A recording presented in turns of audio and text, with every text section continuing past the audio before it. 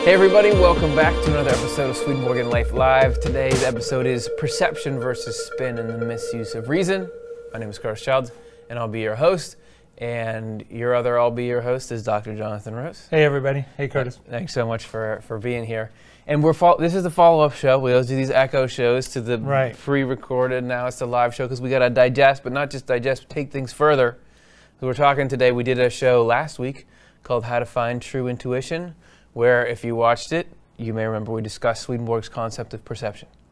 That's right. Which is kind of equals intuition. Yeah, right. We said that's related concepts. Because Swedenborg doesn't always use the same words for things that people are talking about, the kids are talking about nowadays, but he is usually talking about the same thing. That's right. And he usually has a fascinating new angle to put on it. So we're going to take that a little farther here. Our theme today is intellectual debate versus perception. When are they at odds and when can they act in concert? Oh. You down for that?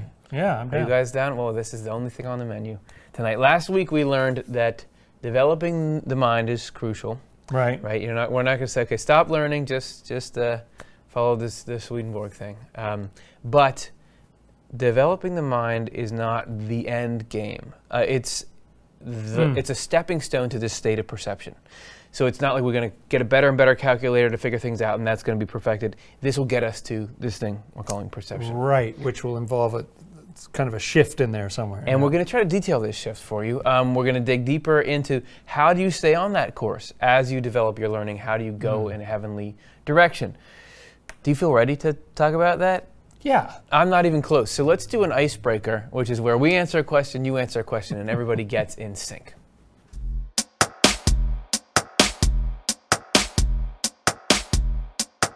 All right. If you're new in the chat, which I know at least one person is, because we saw you commenting, if you've never done the live show, this is how it works. We're going to answer a question on screen, live, never been seen before, and, well, it has. But you guys in the YouTube chat room are also going to answer the question, and at the end of the show, we'll give you that time. We'll compile those and read them out loud, because we don't want to just know what we think about it. We want to know what you think about it. And then we'll know what we think about what you think about it. I'm trying to be too funny to start this.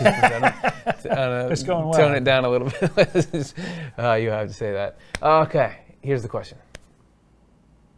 When is debate useful and when is it not? Aren't we in a debatey sort of world right now? Isn't there a lot of verbal jousting going on?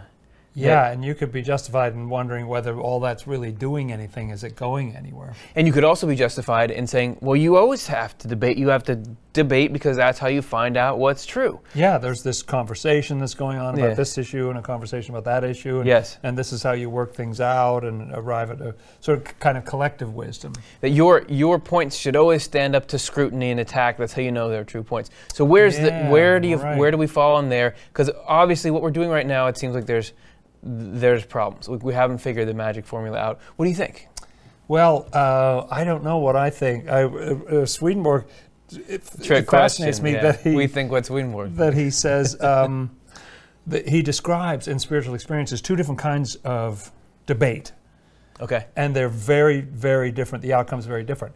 One kind is where you get two sides. I remember there's one where everybody's sort of standing up on benches and they're yelling at each other. And it's like, whack, whack, whack, whack, whack, whack, whack, whack, whack, whack, whack. And it never That's kind of our show. Goes anywhere. That is, that's striking. I'll have to think about that. Just when I saw those quacking hands, I was like, that's Curtis and John. Continue. And it never goes anywhere. But other times, and maybe this is just a seeding problem with our show, but other times you have a group to the north and then a group to the west and then a group to the south and then a group to the east that have different wisdom, and each one contributes their thought, and then they appreciate, oh, that was a great point, and let me build on that, and it goes around, and it actually goes somewhere, and you gain wisdom, and everybody appreciates everybody else. And so, so I would say that is a useful, to me that's a good indicator, you know, if you're listening as well as contributing. Because I love it when you get a bunch of people together. I used to be part of brown bag lunches that happened at this college that I taught at, and it was great where you you give your best shot about something, and then somebody has another angle, and you realize, oh yeah, oh that is so true though. I want to take back half of what I said because now we're going to get to a better point here. And it's funny that even you'd think in heaven or in the spiritual world, you wouldn't need to go through those steps of people kind of hashing it out, that it would just automatically happen. Yeah. But that's so critical. It seems to me that we're coming up against Swedenborg's assertion that the intent behind something is what makes it what it is. Oh, that old thing again. When I think about rational arguing and when does it fit and when doesn't it, it really fits when both people have the same goal of motivation. Yes, when the common good is your motivator, right? Then so you both want to do what's best for the human race, right? But you genuinely disagree about the best way to do it. Then you can appeal to each other and get something done because you're really both on the same side. But if one person A wants their tribe or group or themselves to be better, then it does. This is all just for show. Just the idea is it's in clashing. The end. Nobody's intending to move anywhere. One of the greatest things in life, I think, is how teams can work together and achieve something that's greater than any individual could have achieved. Right. I think that's a very cool thing. And I think even debate done from the right perspective can totally get you. It really can be a great thing that moves things forward. So, but not something you can just wade into, and we're going to look now at the nuances of how Swedenborg sort of toggles between the world of perception and debate. And we'd love to hear your responses to that question, so get them in, and at the end, we'll take a look. Let's go now to section 2.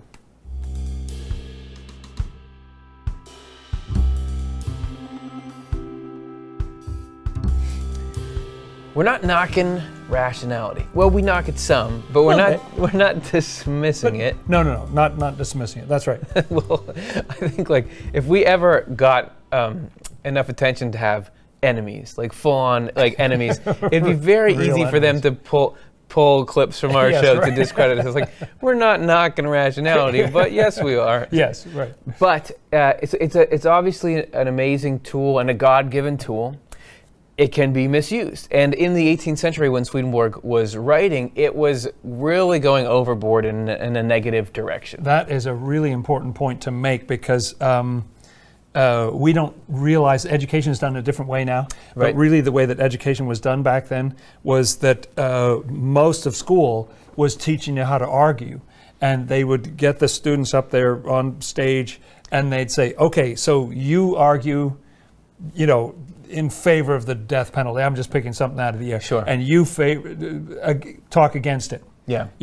And try to assemble arguments. So it was completely irrelevant whether you believed in that or you didn't. You just had to amass your arguments, and that kind of dialectic was a major part of an education. This is the world Swedenborg was in, and here's something he writes that relates to that. It's The Secrets of Heaven, 1385. And again, if that's going on Earth, it's going on in the spiritual world too. That's right. Because we live in the world of effects, and the causes behind them are spiritual. Mm-hmm. There are spirits belonging to the region of the skin, particularly the squamous layer. Now, how specific is Swedenborg? This correspondence is not a broad brush. No, it is that's right. needle. It's sometimes quite specific. Yeah. Who want to argue everything. They do not perceive what is good or true, and in fact, the more they argue, the less they perceive it. So this is a lack of perception by definition that we're talking about here. So now we're and back amazing that the more they're arguing is not taking them toward truth.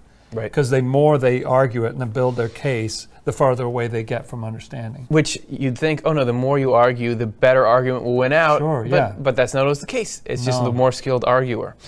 They identify wisdom with sophistry. Oh yes, sophistry would be like using fallacious arguments to persuade someone or manipulate them, or Yeah, a semblance of caring about what's actually true when it's really just how can I manipulate data points. You've got an agenda. Which they count on to make them seem wise. I told them that the role of angelic wisdom is to perceive whether a thing is good or true without sophistic reasoning. Again, this perception and the difference. We start to see the difference between perception and reasoning. Yeah, that's right. And that perception, from what we were talking about in the show last time, is sometimes just ding, like it makes sense. Right. It just you don't need to pound it out to see whether it's true or not. Right, but they cannot grasp the possibility that this kind of perception exists. Right. What are you even talking about? They are the same people that use the academic and philosophical disciplines during bodily life to cast confusion over truth and goodness, and as a result seem to themselves to be more knowledgeable than others. So that's interesting. It's not that the academic and philosophical disciplines are bad in and of themselves, but they use them like any other tool with this, desire to cast confusion, and we're also arrogant in the bargain. The spiritual motive behind it is what determines the nature of the thing. Again, here these people had not started with any valid assumptions taken from the Word. Consequently, they do not have much common sense.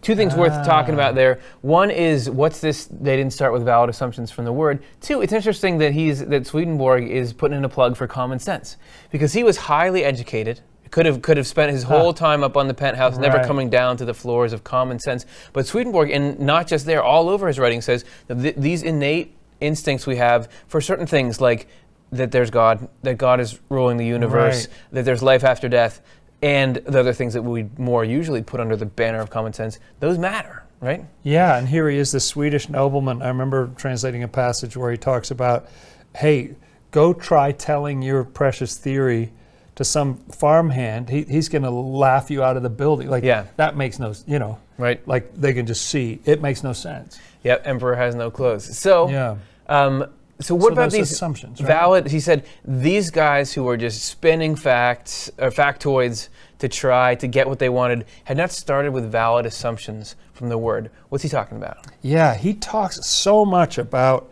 the place of rationality, and if you get it wrong, it's putting rationality as the primary thing. And so now your syllogistic reasoning is going to take you demonstrably from A to B using various terminological, machinations and so on. And he says if you go down that road, it's very bad. What you need to do is, so for instance, if you start with I'm going to logically prove or disprove the existence of God. If logic is really your starting place for that, you're not going to get to the right place. But if you think, hey, it's revealed to us that there is a God and that God is love, okay, I'll start there. Or other things like the Golden Rule, the Ten Commandments. And if you start from things like that, you won't go astray as you work. But the reasoning is supposed to be secondary to something else, something higher. It's an interesting point, and Swedenborg makes it many times that rationality, even though it seems like it can't operate in a vacuum. That you have to have these starting major points to work from, or else you can go anywhere, and there's no guarantee you're going to actually be close to deducing the nature of reality. That you have to have pre-existing software in there of some kind. Yeah, that's right. And also he says but he says, this makes it sound like we're just piling on rationality here, but correctly used with the right kind of starting assumptions, you have to develop your rational faculty, and you have to do so the way we think you would, through gathering information, gathering knowledge. That develops your mind, and then everything. He's very big on that. Yeah, it's not like, don't learn algebra, don't learn anything, I don't know about algebra, but don't learn anything that has to do with the world, just think about spiritual kind of stuff, because doing the education thing and getting to know the details of how this level of reality works creates these containers in our mind, much like your ice cream container from last episode, that allow the higher principles to rest in, that if you didn't have those, they couldn't. This is why Swedenborg was this highly educated guy, because he had all these containers lined up that he was then able to understand these spiritual truths. Even though they're universal, he could describe them, put them together in a way that was because of all this stuff. And a fun little footnote is that he himself published the first always fun. first algebra in Sweden. Did he? He did. Yeah, he was big on algebra, and he actually introduced algebra. Into Sweden. Well, you're welcome, everyone who's had to take algebra in Sweden. but so we say all that. But depending only on our intellectual memory and reasoning power, it's far from giving us superior access to the truth. Can actually, Swedenborg says, block access. Yeah, to like truth. Those guys before, who were, the more they reason, the farther they get from the truth. Yeah. don't ask us, ask Spiritual Experiences 5848. There are those who reason, and when he's talking about there are those who, he's often talking about them in the spiritual world, like after they've passed. And they're obviously very devoted to it. It's not like something, oh, I did that a Saturday night 3 months ago. No, he's talking about this is kind of the way they approach life. Yep. And these guys are just much more transparent in the spiritual world. You can tell exactly what someone's up to. That's right. There are those who reason about whether truths are true or not. When one speaks and reasons about a matter on the basis of his own knowledge and on the basis of his own confirmations, the other does likewise. Each of the two on the basis of his confirmations believes his own dictum to be true. And those confirmations are like, well, this makes sense, and therefore this, and that stands to reason, and so blah, blah, blah. Which is all comes back to, I'm right about this, because I am myself. Thus, both stand still, each confirming his own and refuting the others. Yeah, they don't move. There's no movement, right? They both stand still because they figured out what they were thinking already. Boom. That's it. We'll stand here not budging. We can and we will if it makes you and me and the whole world stand still. Well, of course, the world didn't stand still. The world grew. In a couple of years, the new highway came through, and they built it right over those two stubborn Zacks and left them there standing, unbudged in their tracks. It's Dr. Seuss. I don't know what he's doing. Dr. Seuss wrote a story about these two guys that were so firm in their positions that they're like, we are up against the, I'm not going around, you're not going around, and they just had to build an overpass over top of them because that's how it goes. That's awesome. And this is why. For all falsity can be confirmed so as to appear true. Whoa, now that's a really important statement, isn't it? That there's nothing so sort of patently false that you can't build an argument around it to say, oh no, this is okay. Look, I can build an argument. So you can build an argument around anything, absolutely anything. That is a bombshell. Yeah. Anything can be confirmed so it appears true. This is why there's a danger in rationalizing things, because there's nothing, I just want to repeat the point you just said because it's so important. There's nothing that's so false that you can't convince yourself of it. Yeah. That we don't have that perception that lets us know when we're way off the rails. As a result, they come to a stop and cannot go further. But those who are in possession of truths, as are the heavenly angels, do not reason about them, but see them, and so progress from a single truth to 1,000 others and see them. That's really the same as our perception, isn't it? Yeah. And intuition actually comes from a Latin root meaning to gaze upon, to look at it. And and so it's like what you said at the end of the last show about just seeing a tree right there. It's not that, it would be so absurd to say, I reason that there is probably flora and fauna. Yes. There is probably something in the yard, It would be absurd. Angels just start from what they can see, and they go from there. And they can go, it multiplies 1,000-fold what they can see. This fascinating point of Swedenborg's worldview is that you're not taking your powers of deduction and induction and everything else to be able to say, well, I know that, there are crumbs leading up to the cupboard, and as such, there's probably cookies in it. It's just you can see through the cupboard. You can see there's it's that kind of holistic experience, that it's a observation of pure truth. It's not composing it from little molecules, Yeah.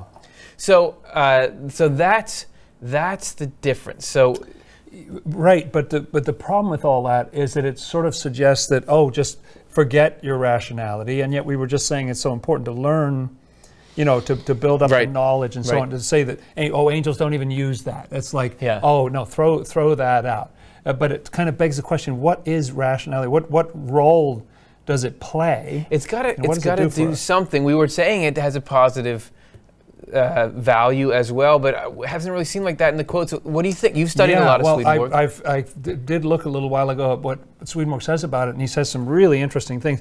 And one of the things he says is like a point of connection between the spiritual world and us. A lot of spiritual traditions will tell you that rationality is actually in your way. You should get that out of the way. Right.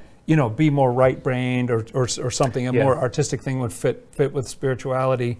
And yet Swedenborg says, no. It's a point of connection. It's sort of like, this thing right here. Well, that's part of our broadcast. Yeah, so don't mess with that it's part of our broadcast. So it's a good analogy, I think, because you've got wires coming in and going out, and you've got a box.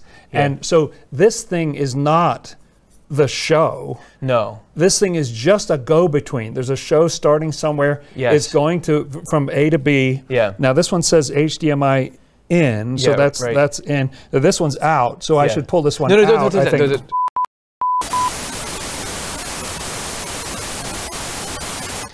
Okay. I'm so sorry. We're on live TV. So you can't pull that up because this is a crucial part of our broadcast. Without this thing, the stuff that happens in the studio can't go out to the world, to the people watching on their computers. Yeah, and it's kind of lucky that happened, because this is a good illustration of rationality, that it is not spirituality. It sits in between spirituality and some endpoint, but it's a crucial element, and without it, you have no broadcast at all, so to speak. You set me up. So it's important. It's this indispensable link in there. It's part of the machinery. It's not going to go anywhere. It allows us to be able to receive answers to questions we pose. Swedenborg even says, without it, we would be incapable of fighting against evil and falsity. Which is pretty astonishing when you think about it. Like, you need something to receive what's heavenly in. I had the blessing at one point of having a conversation with Eben Alexander after his near-death experience. Nice. And he was talking about how it took him months afterwards to develop a rationale for what happened. You know what I mean? Yeah. He needed a container to put that in. Because otherwise it's just this wild experience. He doesn't know what to do with it. Yeah. And also on your second point about incapable of fighting evil and falsity, that's really powerful, isn't it? Like, if you didn't have an ability to distinguish between good and evil, because evil always wants to look just like good, false things want to look just like truth. Without rationality, you'd be kind of defenseless. Oh, because you never, on a purely emotional level, you can't tell the difference. Because evil just feels like, I want that. That would be fun. Right. That would be good. This is fun. Without being able to weigh the consequences, understand your impact, you wouldn't be able to do that. So that's pretty crucial. It's serious, and we actually go further into it in another episode if you guys want to check it out. Why are spiritual things hard to believe? This was more contrasting of the good and bad uses of rationality. So we've got to develop it, and after developing our rationality, we get it there, it gets powerful, but then we need to let go of our dependence on it. It needs to not be in control, it needs to serve the process. Okay, so that would be where the switch takes place. Like, you sort of go up these stairs to get there, right, and you need to build this rationality. So a lot of the purpose of education is to build that rationality. Yeah. But at some point, it needs to become subservient to something higher. Yes. If it takes over, it's going to take you down the garden path and not in a good direction. And because if it's not subservient, it blocks these crucial things like humility. If you think you're super smart, it's very hard to be humble. Goodwill, open-mindedness, because you think you know the world. And those things are actually, you have to have those characteristics. Compassion on others and things like that, right? You have to have that in order to allow the real wisdom to flow in from God. This is Divine Love and Wisdom 427. These are the people who live in the third heaven, and they are the wisest of all. People get that way in this world by applying whatever divine principles they hear directly to their lives with an aversion to evils as hellish and a total reverence for the Lord. Yes, so that's, you don't quite hear the debate society in there, do you? They apply it. They don't sit around and debate about it. Should we follow this course of action or not? And no, they just apply it directly to their lives, and they have this useful aversion to hellish evils and this reverence for the Lord that keep them on track. Going forward, because they live in innocence, they look to others like little children. Now it's time to stop and give a Swedenborg terminology definition session, which is he says innocence, which you think of naivete. We don't know the world. Our brains are too small to understand things, so we're innocent. But we're simplistic or Pollyanna or so, whatever it is. But what Swedenborg generally means by that term, he does associate it with childlike qualities and so on. But he says that what it really means, its spiritual version, is a willingness to be led by the Lord, a sense that something's greater than you are, a sense of awe and those kind of things. And so it's not that they're fools or something, you know. But you could see how hard it would be to get a sense of innocence with a rationality and overdrive that was self-focused. Right. This pride of self-intelligence that Swedenborg talks about. And because they never talk about truths of wisdom, there is no trace of self-importance in their conversation. They seem simple. Yes, however, when they hear others... Other people are full of the braggadocio or whatever. Right. But Swedenborg says it's wisdom to acknowledge that what we know is next to nothing compared to what we don't know. And you do see some people on the leading edge of, let's say, astronomy or something, just fully grasping, even more than you and I, how little we know about how much is out there. Which is so cool. Yeah, when you read it's a wonderful quality. They can sense their whole love from the tone of their voice and their whole intellect from what they are saying. So this is about their perception of other people, that you're hanging around them and you just think, oh, well, I don't need to bother that person. They don't even seem to have any vocabulary or education at all or something. So but meanwhile, they know exactly who you are. I mean, they've got you down pat. They know what your ruling love is. They know where you're going. Yeah. So these innermost angels seem simple, but yet can perceive things that the greatest mind couldn't figure out and do it really quickly. So they actually have a greater capacity. Yes, and I think it's because that it's not that they don't have a rational faculty. It's that it's wide open to what's flowing in every second. So as they look at the person, as they hear the tone of the voice, it's all shaping in their mind. They get that whole picture. And because it's wisdom, because they figured out the system. They know this is how human beings were built, is to participate in this partnership with God in heaven that allows this stuff to flow through instead of feeling like we're an isolated self-generating factory or something like that. So which is really smarter, to try to go about things, to say I can take a computer and I can do really cool things with it, I can spin it on my finger, I can use it as a door prop or something, versus saying, look, you push this button, it turns on, and then we actually start doing stuff. That's the position they're in. And I dare say probably they've used their abilities to understand themselves. Yeah. Like if you understand your own pride, then you can smell it in other people. You know what I mean? Like you know where people are coming from. So we want to, again, not let rationality lead us off track, but use it as a stepping stone to that profound, simple wisdom of love that those angels have. You can't rationally explain loving a person, but you know that you do, right? Yeah, right. It's notoriously impossible to define in a dictionary or something. Yeah, and somebody knows if they reciprocate it, and that's the kind of knowing that comes in perception. That knowing, yeah. Well, how would you all like to see this whole dynamic between use or abuse of rationality play out in the spiritual world? Here and only here, you can accompany us to the spiritual world itself, and we're going on a road trip right now.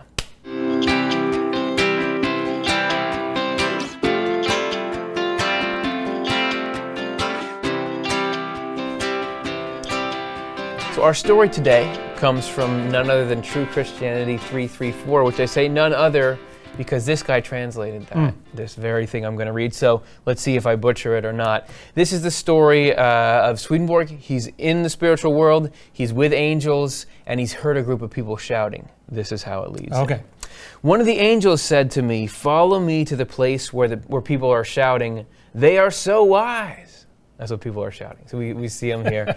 "They are so wise." He added, "The people you are going to see are bizarre. You will see faces and bodies that make them look human, though they are not." I said, "They are animals then?" And this is Swedenborg talking. I being Swedenborg. He answered, "They are not true animals, they are human animals. They are completely unable to see whether a truth is true or not, yet they can take anything they want and make it appear to be true. We call them providers of arguments." And this is where the word spin in our title tonight might come in. Providers of argument. Like, oh yeah, I can argue this way, I can argue that way. And this whole human animals versus animals, it's just wordplay. They're people that grew up as people, but now have thrown away the things that seem to make you human. Yeah, the thing that makes you essentially human would be that ability to actually tell what's good and true.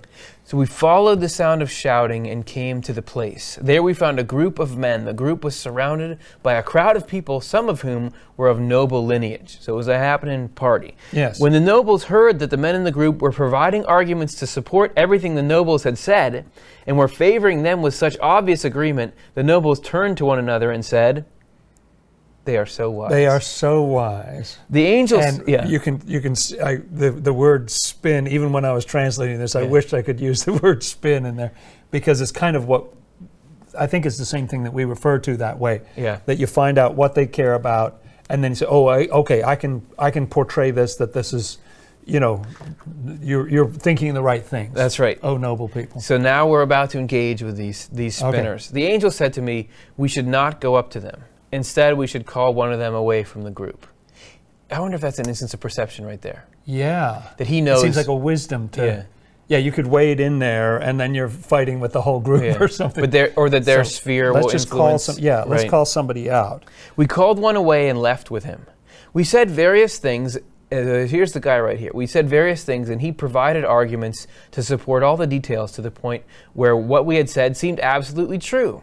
Then we asked him whether he could provide arguments to support points that were opposite to these. He said, just as well as I could for the first points. And take Back to his education. Take a look at this guy a little closer. I mean, we don't know what he actually looked like, but here we've depicted him as shifting. Like all his components can go just as far in the other direction as they can. I can go that way, whatever. Yeah, it's all good. Then openly and from the heart, he said. So now we start to learn his worldview. This is the guy, the spinmeister. Yeah. What is truth? Does any truth exist in the nature of things beyond what people make out to be true? Say whatever you like, and I will make out that it is true. I said, Swedenborg said, make this true, that faith is the most important thing in the church. Now, that's not something that you and I might say that's not really on people's radar. Right. But in Swedenborg's day, that was a big deal. That was one of the hot topics. And it was not just running the church, it was running everything, because the church was the state. So this was an idea with huge implications. Huge political, that's right. He did this, prove that faith was the most important thing in the church, with such skill and ability that the scholars who were nearby were amazed and burst into applause. Then he was very skillful. Oh no, so this guy's not a schmuck, right? No, that's right. Nobody's a schmuck. That's a rude thing to say. Then I asked him to make it true that goodwill was the most important thing in the church. As opposed to faith, which was the other big... The big thing was, is it faith, or does it matter how you treat people? Yes. And, that's goodwill is sort of that whole umbrella. He did it. Then I asked him to make it true that goodwill has nothing to do with the church. So the opposite of what he just said. In both cases, he fleshed out and adorned his argument with seemingly good material to the point where others present looked at each other and said, he is wise, isn't he? They don't even care that he's contradicting himself. They're just like, this is awesome. This guy is amazing. I want to hire him. Do you have your card? Yeah, I don't think we can afford this guy. I said to him, don't you know that goodwill is living a good life and having faith is believing the right things? See, now Swedenborg's talking about his bedrock. Yes, that's right. Swedenborg's not a shapeshifter like this. That's right. He's got bedrock. Isn't it true that people who live a good life have good faith? Therefore, having faith is part of goodwill, and goodwill is part of having faith. Don't you see that this is the truth? It's so interesting that here he's just imploring him. He's not Swedenborg is not laying out all these arguments. Can't you see that tree right in front of us there? Yeah. Wait, what is wrong with you? Yeah. I will make it true and then see, he replied. He did so. He reasoned it out and said, magic, he said, now I see it. So in the end, he agreed with Swedenborg. Just kidding. Yet he soon made its opposite true and said, I also see that this is true. Oh, man. We laughed, meaning Swedenborg and the angel, and said, aren't they opposites? How can you see two opposite things as both being true? Annoyed, he answered, you're mistaken. And this is a little darker, I feel like. They are, in fact, both true, since nothing is true except what people make out to be true. Whew. And he's saying, who cares about what's really going on? Whatever I want to accomplish, that's what's going to happen. I can create truth. I can make that true. If these nobles want a reason to do something that's going to hurt a bunch of people to get what they want, I'm going to make that happen. I can make that happen. And it goes, so that's the end of our story, but it goes on, they try to catch him in a little trap, right? Well, yeah, they get into a big discussion about crows being white and all this other stuff. Yeah. And then Swedenborg says, could you argue that you are insane? And the guy said, I could, but I don't want to. Who isn't insane? Yep. And so, there could be an argument made that we're insane for reading this story, but we're not going to make it. We just don't want to right now. Okay, that's our story. Hopefully it stirred up some questions for you, as did the first part. Let's do our live Q&A right now. So if you're in the YouTube chat room, get some questions in. We're going to answer them now.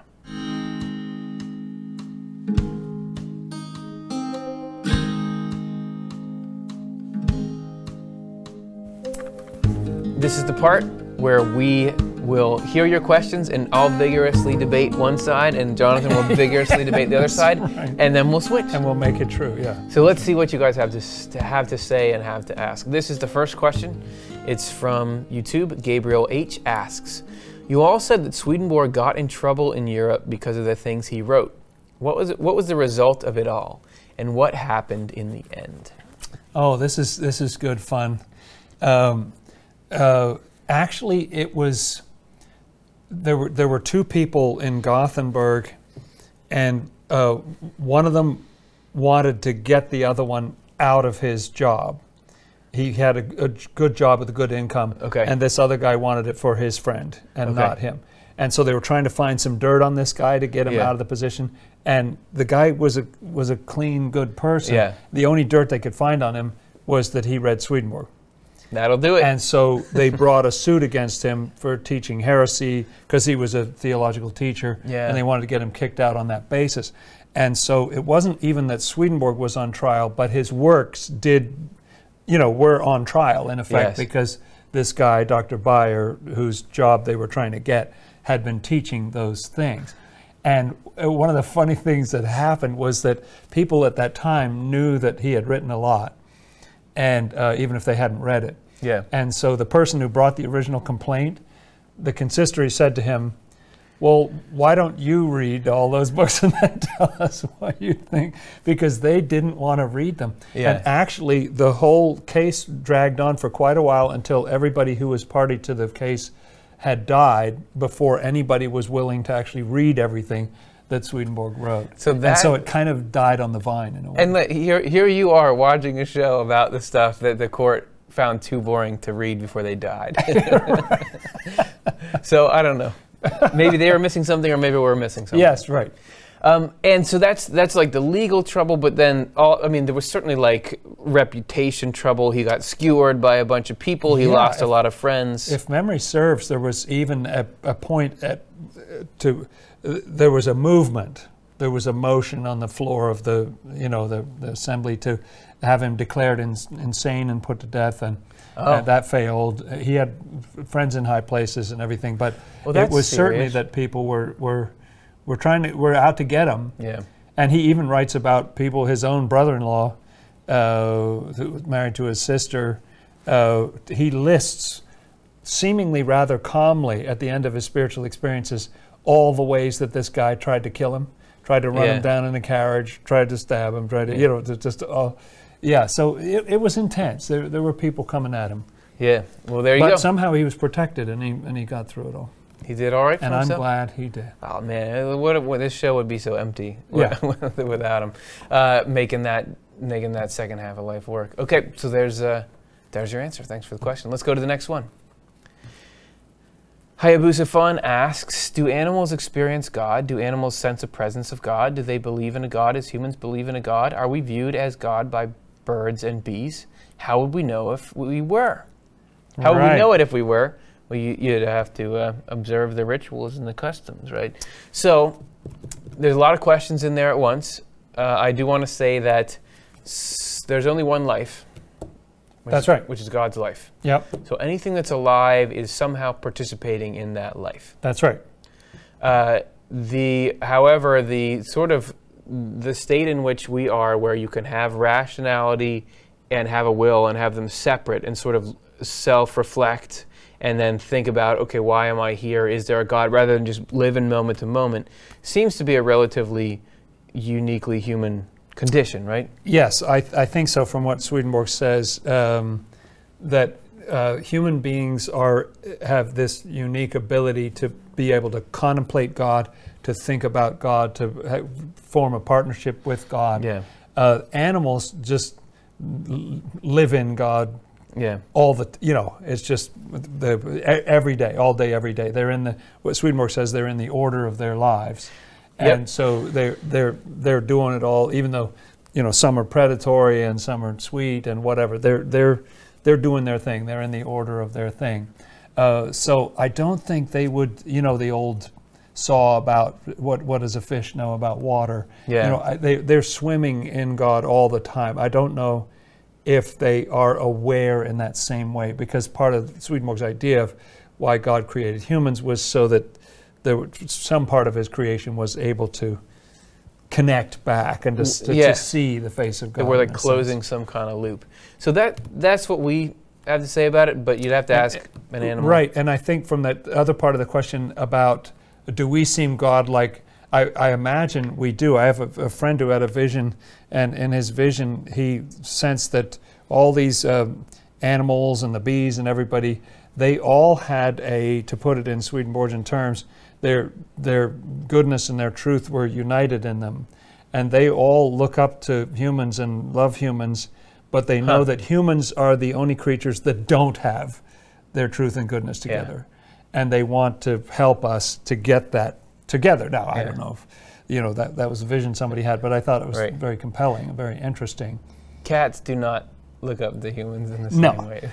some animals more than others. That's right. Well, it is interesting that there's only a few species of animals that legitimately see humans as prey. But there are. I think it's saltwater crocodiles, polar bears. There's a couple out there, and that will just naturally stalk and try to kill humans. So I wonder it's all got to have a correspondence of some kind, which is fascinating. Right. Okay. Well, deep questions, good ones. Great questions. I hope we answered at least a few of those in there. Let's see what our next one is. Miss D asks: the spirit of the deceased spouse dwells with the living one. How? As it's after the living partner's death that they go through a test period to see if they match as soulmates. Do they already dwell with one partner or more? So this is a very specific question. I mean, you have to know a couple of points to get there. So Swedenborg says that yes, the deceased in married couples, the deceased partner spirit can dwell with the still living partner. However, and especially I would say when there was a deep love there. Yes. There are some arranged marriages or something where just like it didn't work out. Yeah. I think it's in the case of a deep kind of a love. But you contrast that with these sort of exploratory periods that Swedenborg describes where after death, people who were married, if they had multiple marriages or something, will all meet back up and see, were we really compatible? Is there somebody else?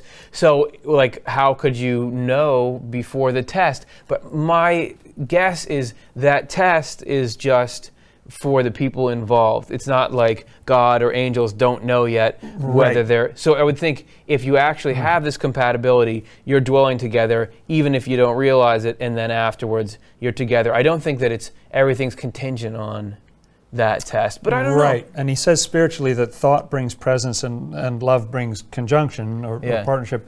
And so I think partly how it works is that there's an attachment, when you think about the other person and all that, so that in that sense the spirits dwell together. But it's obvious that it's not a totally conscious all day, every day thing for both parties, because he describes these wonderful reunions. In fact, I think we're going to have a show coming up about that, aren't we? We certainly are. And that there's joyful reunions that's definitely like, they've been apart in some sense. Yes. And I agree with you. I've thought a lot about on a more general note, what Swedenborg says about how people are processed after death.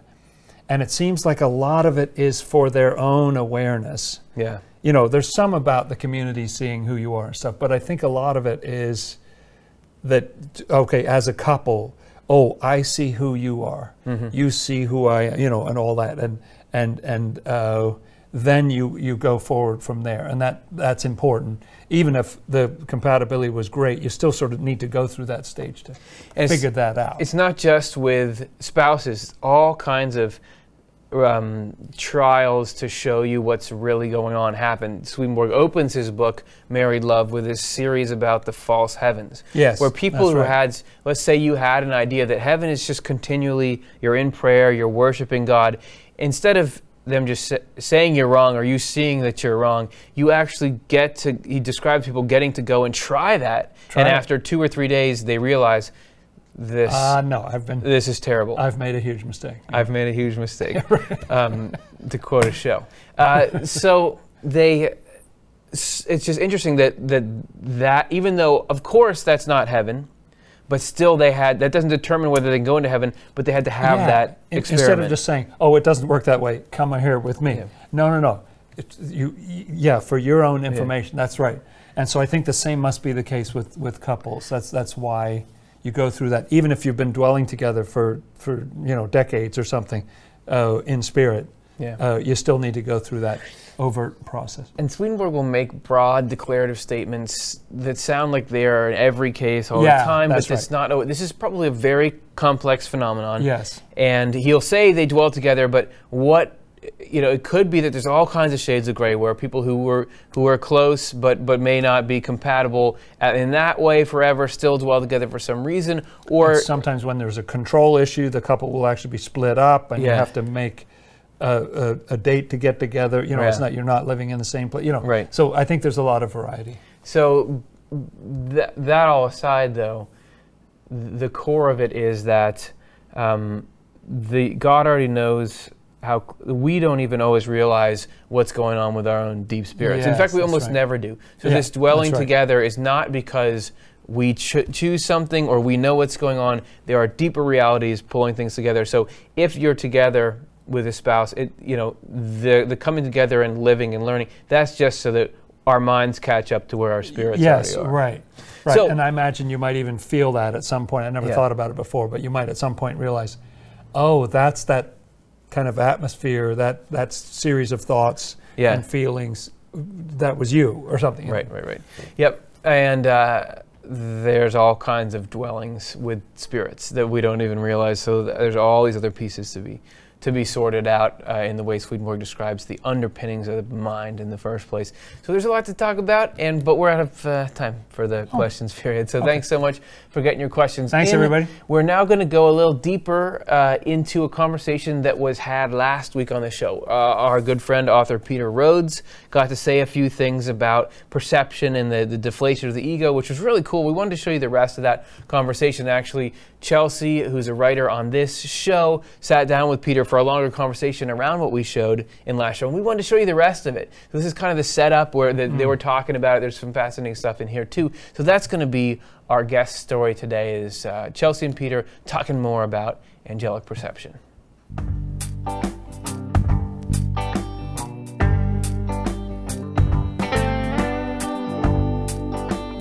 So we've just defined angelic perception as the ability, an angel's ability to be able to perceive, or one way that Swedenborg defines it is an angel's ability to perceive what comes from the Lord and what comes from themselves. And when they know they're in a state that stuff is coming from the Lord, they feel happiness, and when it's coming from themselves, they feel sadness and unhappiness. And another way he phrases it is that it's an ability to know the source of your thoughts and feelings. So not only just to know, does it come from the Lord or from myself, but also which community of spirits is it coming from? And this whole idea of perception can seem so, it's just hard to wrap your head around, what does he actually mean by perception? What does it actually feel like for us who haven't ever experienced it? How would we even know, how do we develop perception? It can feel so foreign. And so I'm going to start by reading this quote from Secrets of Heaven, and then I want to get your thoughts on it. So Swedenborg is saying, several times I have talked about perception with people in the next life who, while they were living in the world, had imagined they could investigate and understand any subject. Angels, I said, perceive that they think and speak, and that they will and act from the Lord. The people I was talking to, though, could not comprehend what perception was. They thought that if everything were the result of outside influence like this, it would rob them completely of life, because it would mean never thinking for themselves, never thinking independently, which for them was life. It would mean that someone else was thinking for them, and not they themselves, so they would be mere instruments devoid of life. And then Swedenborg says, the difference in quality of life between having perception and not having it, I pointed out, is like night and day. You first start to live your own life when you receive this perception, because you then live from the Lord. You then enjoy a sense of individuality as well, which comes to you replete with every happiness and joy. And so I've been reading your book, Observing Spirit, and this quote really reminded me of an idea that you talk about in there that I guess comes from the language of the work, which is real I versus imaginary I. And just this whole idea that actually we might have this continuous sense of ourself, but really we're this multiplicity of I's. And then there's, you know, different qualities there. And so anyway, I'd love for you to speak about sort of the real versus the imaginary I, and how it can be that actually what we've always thought of as ourself, there might actually be this higher potential in there. Maybe. Yeah, I would say what Swedenborg said is, I've experienced that, and I think everyone experiences that. He calls it angelic perception. Angels don't want you to perceive it as their thoughts. They want you to perceive their thoughts as if they're yours. On the other hand, the hells are always in your face. They want you to hear them. They want you to see them. They want you to have an imagination of the future or the past. So you have this quiet. And at first, you say, well, nothing's going on. But then gradually, I start to observe that what my monkey mind said I was going to do this afternoon, I start to pay attention and find out I didn't end up doing that at all. And then I start to pay attention to, well, what's leading me? It's not the mind, which I think in the word is Pharaoh. You know, he says he's God, but he's not. The thinking mind hasn't been doing anything except bothering me or praising me on occasion. But that's false. It's just not true. That's not what my life's about. That's not running my life. So what's running my life? I could say it's the doer. If you want to, well, who's the doer? It's God through the inflow of heaven. Yeah, and that's awesome. I feel like there's like the incoming information from ego, from hell, from ourself seems so substantial to us. It seems like that's what we've been wearing as our clothes, as our sense of self, and then so it feels like we're letting go of that into some void, you know. But when you actually the more you take the risk of, I'm just going to let go of this because there's some part of me that knows better, then you can start to trust that there actually is this guidance that's there, and that angelic nearness that can be helping you. Yes, and not only do I trust it, at first I trust it's there. Gurdjieff would say, and I think Swedenborg would say, you stop identifying yourself as this body-mind organism. You stop identifying your opinions as the opinions that come to you right off immediately. Someone walks you into the room, you have a bad opinion or a good opinion. Well, it used to be I thought, oh, I didn't think well of that person. No, an opinion just flew by, and you don't have to believe it. So if you don't identify with that, and you don't identify with any thoughts about yourself or the world in regard to yourself, well, then what's the point in life? Oh, the point in life is just starting to emerge. You know, suddenly you'll find yourself having had a good time, and you'll reflect on it and say, oh, I was at the thrift shop as a volunteer, and I suddenly got caught up in helping somebody with something, and I helped them take it out, and we had a nice interaction. I wasn't present. Oh, that's what heaven is about. It's about the affections that are heavenly and about the neighbor and helpful. When they flow through you, you're in heaven. And when thoughts about yourself and the world flow, you're in hell, because hell is thoughts about myself and the world for myself, and heaven are thoughts and feelings that already exist in the spiritual world, the world of thoughts and feelings about the Lord and the neighbor. And when I get caught into that, I'm in the flow. There's not a thought in the world about myself, and then I reflect back, and I had a really good day. Why? Because Peter wasn't there. And that's actually something else.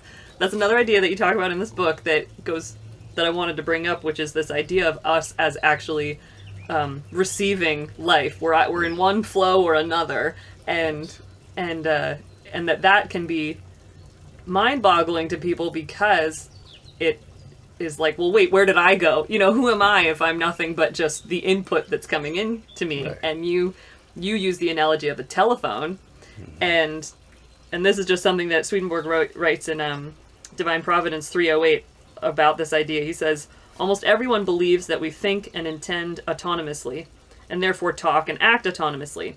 Can we on our own believe anything else when the appearance is so convincing that it scarcely differs at all from really thinking, intending, speaking, and acting autonomously? Yet this is impossible. We are life receivers.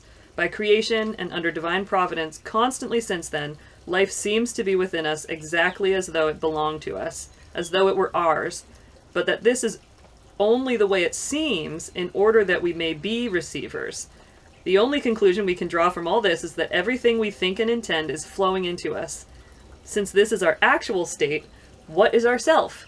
Our self is not really one or another kind of receiver, since it's nothing but the quality of its own receptivity.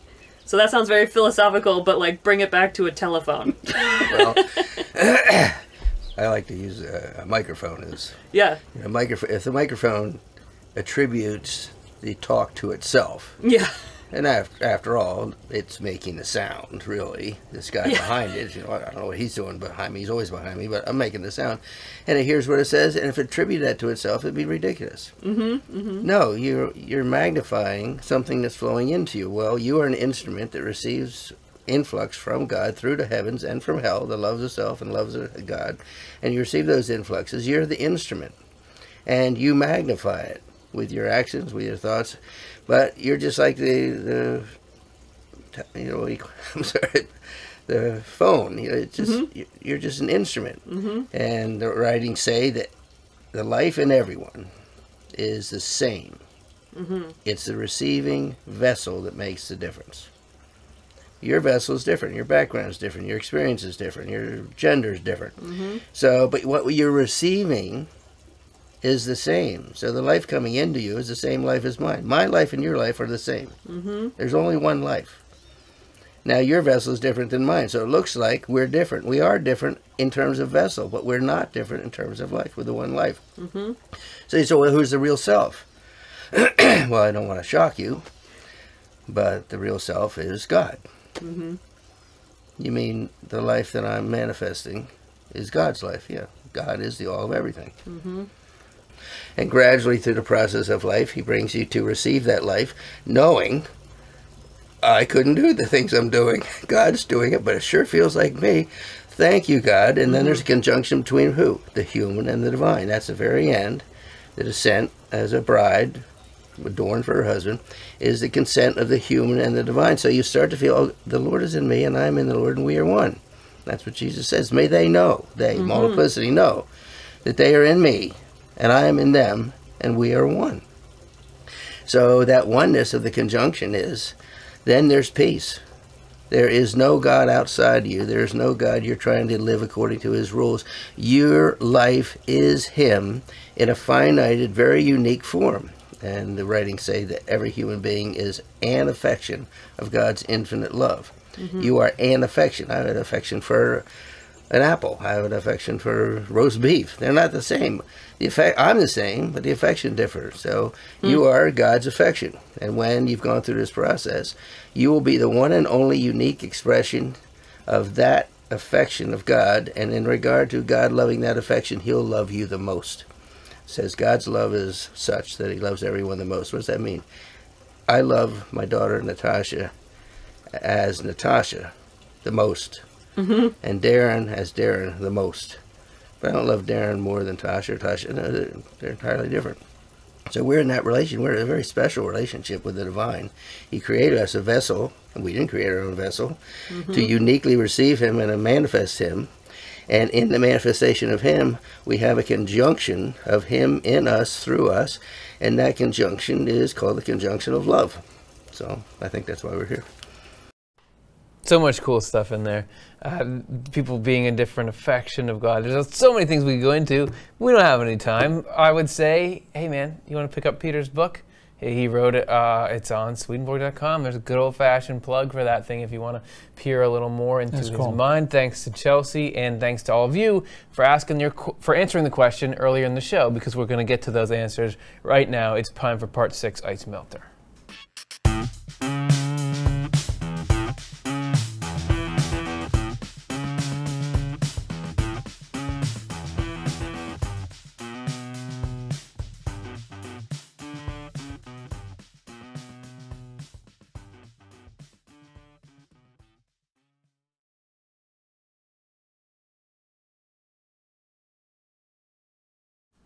Took a little longer for the ice to melt than usual. Let's see what you guys had to say about the question. Do you remember the question? It was, When is debate useful? Yes. When is it not useful? Okay, so this is what the chat had to say about all of that. Debate is useful when it sticks to the truth. I guess it's useful when people aren't emotionally overcharged or manipulating others. Okay. It is useful when participants are genuinely seeking information on others' views. Right? Why are you here in the first place? Right. Debate is useful when both sides learn something about the opposing point of view. That's right. Nice. It's not useful when the other side is hell. If the other side wants to hurt people, there is no debate. They're wrong. That's right. When you are knowledgeable about the subject and not based on emotion. Debate is useful when it is done with the purpose to reach understanding and the best alternative option to pick. Right? Remembering there's some usefulness you're working on. Yeah. Totally. Remembering the difference between zeal and anger. Anger is never useful in a debate. Debate is useful when minds are open to learning. Debate fails when minds are closed. Right. Winning a debate does not make someone right.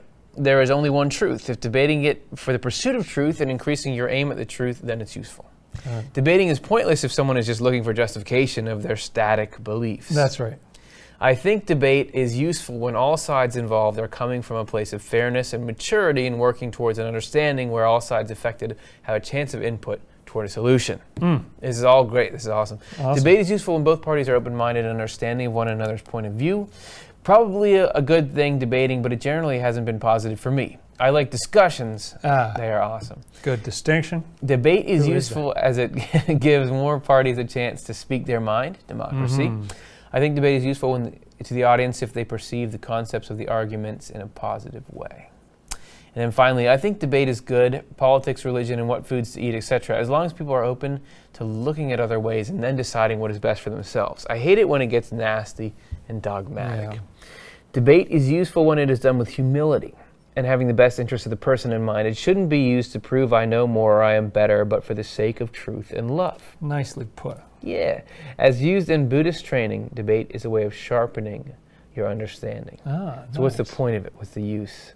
What's the function? There are some awesome answers. Awesome answers. So great having you all along for the ride here. Great having you as well, Dr. Jonathan Rhodes.